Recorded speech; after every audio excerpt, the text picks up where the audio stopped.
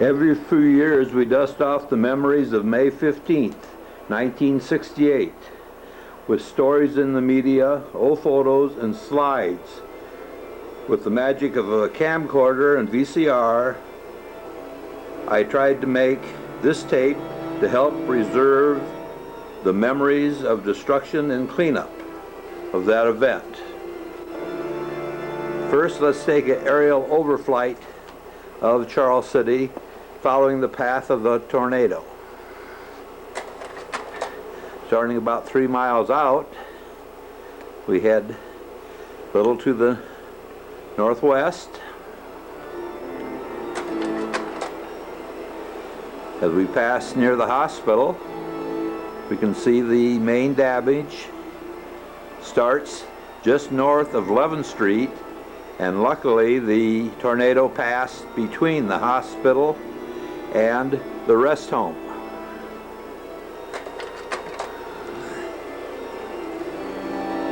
The railroad tracks, the Charlie Western tracks, and 9th Street, and you can see we are looking off to the east, and the main strip that you see, of course, is Hildreth Street. We use that as the center line of the path of the tornado when it was on the south side of Charles City. You can see to the west or to the left, you can see Clinton and Cedar, and to the right, Freeman. In the foreground, see the Branningham Bridge coming up. Zooming in just to the left of the Branningham Bridge, you see Cedar Terrace, and across the Gilbert Street, you see McKinley School, which was heavily damaged in the tornado.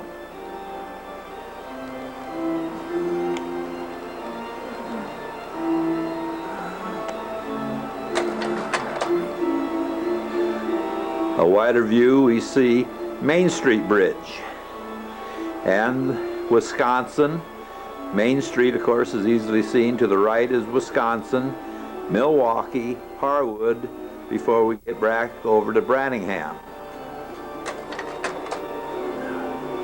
From the air, a few days after the tornado, it doesn't look like that's that much damage until we get on the ground. Notice to the west of Main Street, Jackson Street, and it's quite obvious that the main tornado come in from the south-southwest, lit just north of 11th Street, and then turned and head almost north. There were several small tornadoes that joined the major one when they reached the river, and we have about a 5 square block wide path as it heads north in town.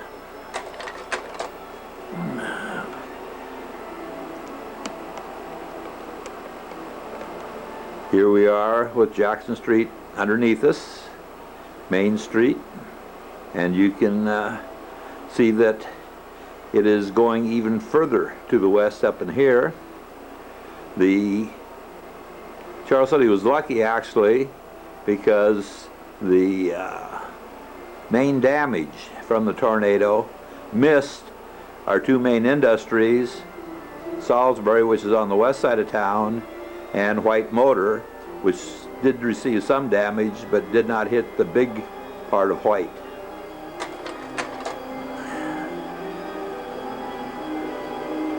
We are now passing north of the railroad tracks, the IC and the Milwaukee coming in, and where our softball diamonds are located now.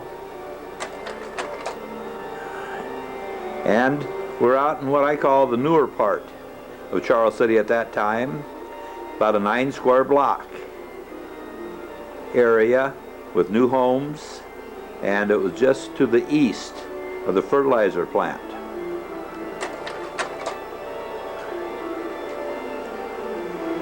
You can see this area is heavily damaged, and they were all new homes.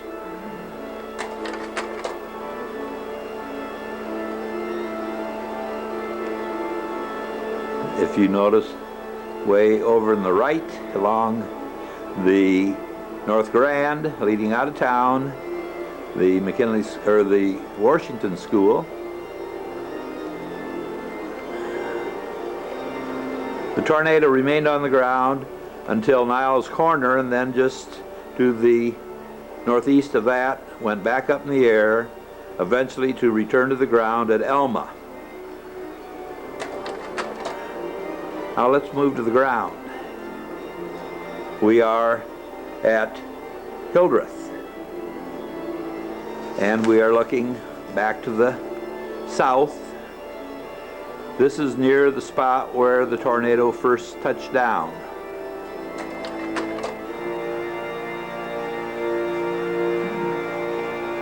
This is Hildreth Street looking north, and Hildreth Street looking south.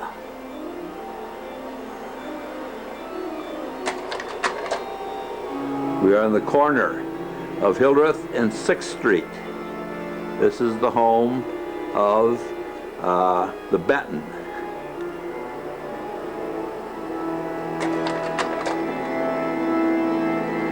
One of the heavily damaged houses was Kirkland's home.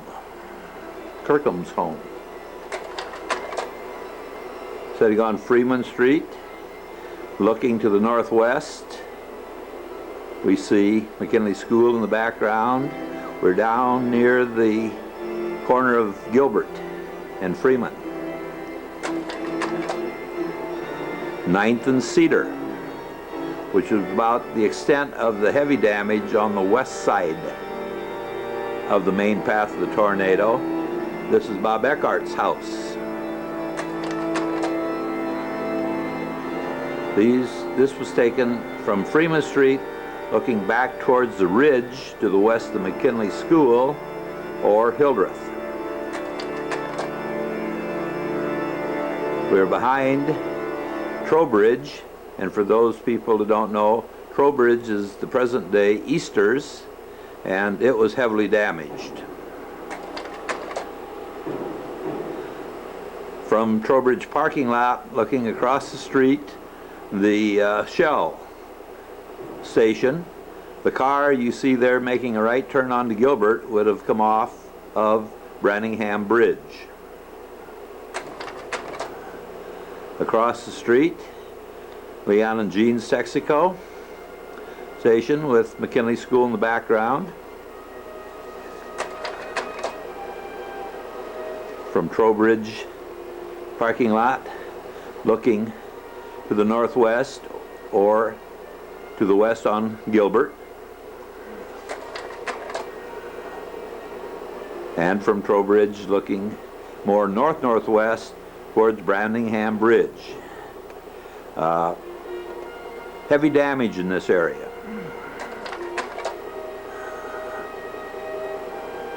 Again, looking more upriver, and the land that is now parks across from Easters was heavily treed. Some of our greatest damage occurred in South Cedar Terrace.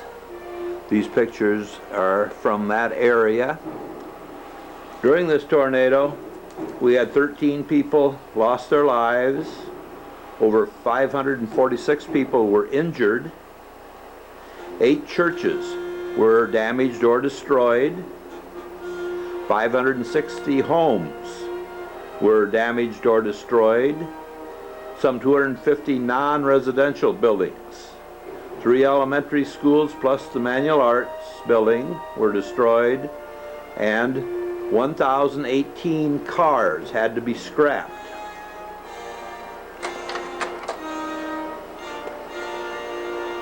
South Cedar Terrace, of course, took a direct hit from this tornado, and there was great loss of life in this area.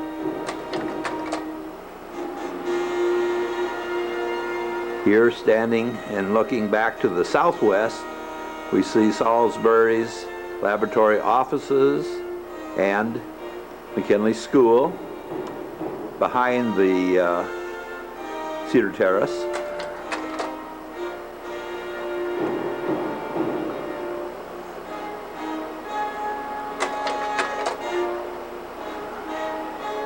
They say this area was completely wiped out.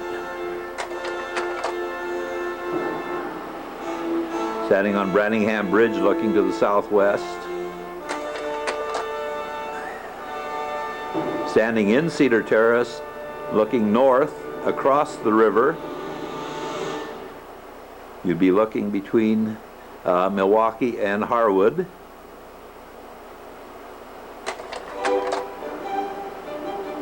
And looking more to the west-northwest. Most of us forget that there were a great many huge homes and trees that lined Riverside and Clark Street between Main Street and Branningham. In the background you can see the tower, the bell tower of First Methodist Church. Again, looking up this more towards Main Street along Riverside. Notice the trees have no leaves, even though we're in May. The heavy winds just stripped them and just left the limbs and the bark.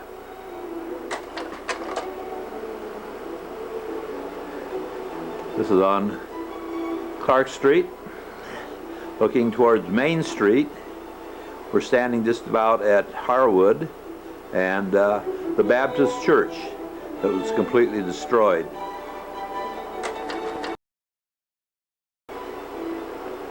These were Jack Winterick's new apartment, built just a few years before. They would have been just north of the Beauty Dam, across from the parking lot of City Hall. And much help came in from outside Charles City when you consider these pictures were taken only a few days after the tornado. You can see great progress has already been made in starting the cleanup. As Red Cross disaster chairperson for Floyd County, it has always been my intention to set up our emergency station at City Hall. As it was, City Hall was heavily damaged, and thus St. John's Lutheran Church basement became the home of the Red Cross for over 30 days, serving nearly 800 meals a day.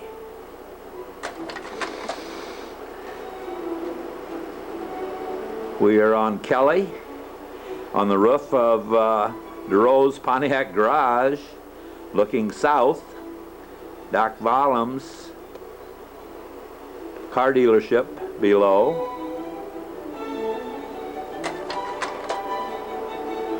And as we look further down, the truck is going around onto Clark Street, and there was many offices and buildings down in this area, right along the river.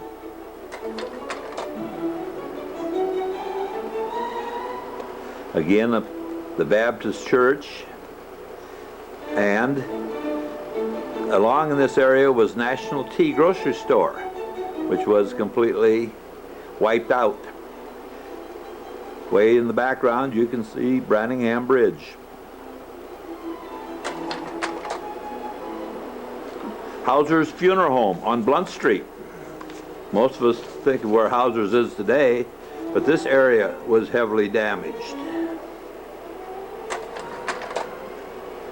We're looking down Kelly Street from Wisconsin, and you can see the damage.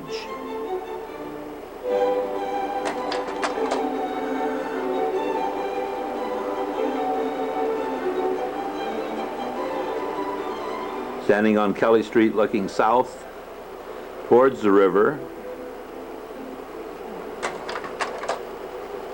It's hard to believe this is Central Park. 31 years later, this is completely treed in again. There's many oddities in the tornado. One of them is the telephone booth on Main Street by the corner of the park. Had all of its glass still in it. The little sign up on top was still standing, and yet look at the number of big trees that were knocked down in the park. First Methodist Church was heavily damaged and could not be rebuilt because of not being able to find stonemasons who had the skill to cut limestone. Looking back to the west, First Methodist Church, the education wing was destroyed. The parsonage beside was destroyed, and if you notice down there in the left, there's what remains of an automobile. Manual arts. Beside the three elementaries, Washington, Central, and McKinley, Central, this structure was the phys ed department for the junior high school. And when you think manual arts is only 2 blocks from Grand Avenue and the junior high, and the junior high received no damage, it's something the way a tornado cuts a small, heavily destructed path, and yet just outside of it, there's no damage.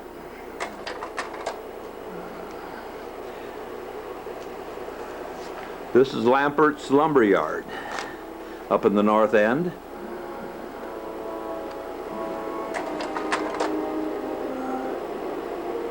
Here we are on Blunt Street looking west. In the background you can see the St. Charles Hotel, and also was the home of the YMCA at that time. These houses along the street here received heavy damage, and there was casualties.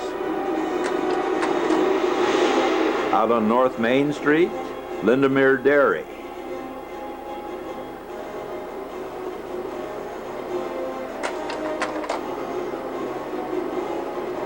North Main Street, looking north, standing in front of Lindemer Dairy, and you can see up there on the left what remains of Jacob's Elevator.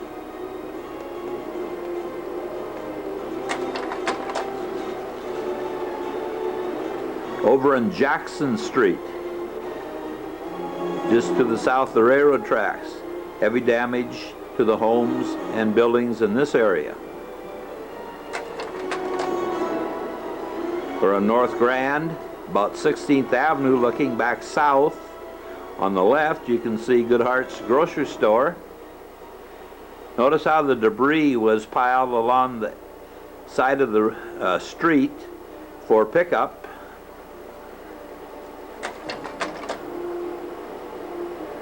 Here we are where North Grand and South Main Street, or North Main Street, come together, the point.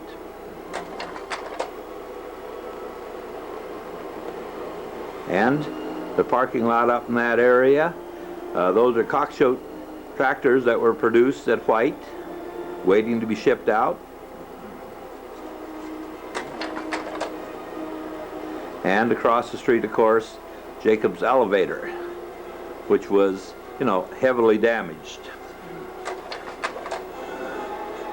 Smith Lumber, North Grand Avenue.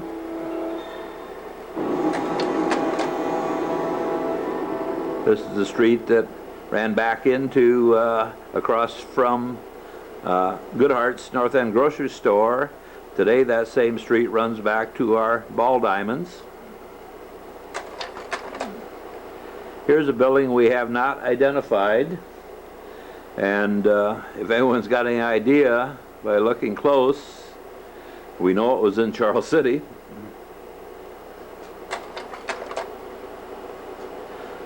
Washington School One of the famous photos taken from the tornado was the clock in one of the classrooms showing being stopped at 7 minutes to 5 daylight savings time.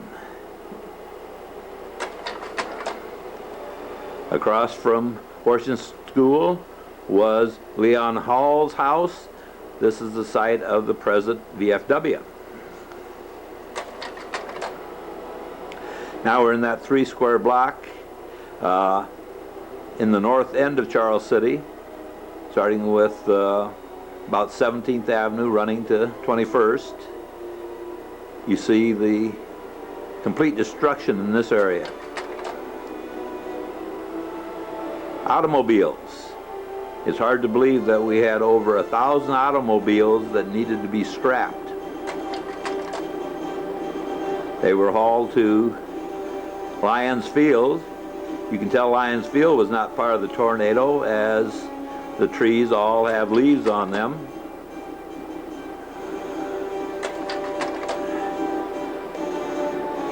Some parts were salvaged, but mostly were scrapped and just hauled away. This is towards the end when they started getting them cleared out. This is always one of my favorite shots, quite obvious. A huge tree fell the length of this car and just squashed it.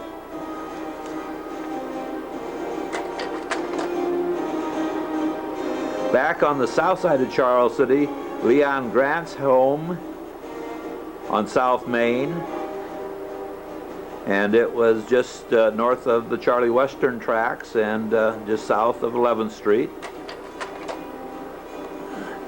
Dr. Tolliver's office and the Methodist Church.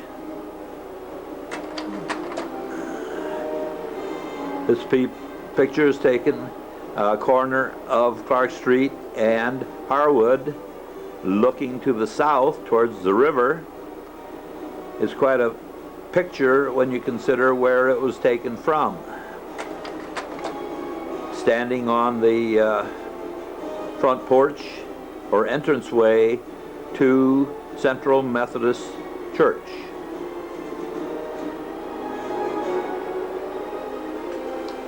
I want to thank Mark Burns, whose idea this was, and supplied the slides for it. She thought it'd be a great thing to make for our kids to have as they head into the 21st century.